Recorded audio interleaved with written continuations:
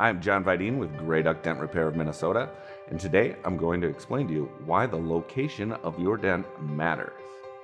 What we have here is a pretty typical car door. We've removed the outer skin to give you a sneak peek at what's going on the inside of the door.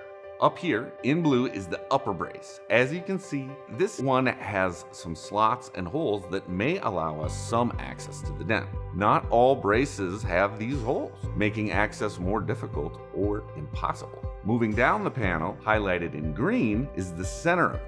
Typically, this is the easiest area of the door to repair. We can usually slide a window guard in and gain access with a tool. Below that in yellow is the crash brace. This is what protects you in the event of an accident. We are generally able to work down to the crash brace, but not below it. When the damage is below the crash brace, we may need to remove the interior door panel, the door speaker, and in some cases, remove the door from your car in order to gain access through the wiring harness.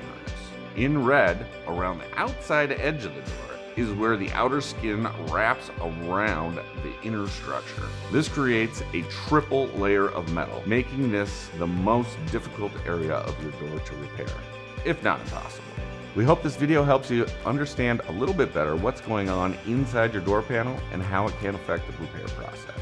If you'd like to find out more about Grey Duck Dent Repair of Minnesota, you can find us on the web at greyduckdent.com, across social media at greyduckdent, and give us a call or text at 651-492-DENT.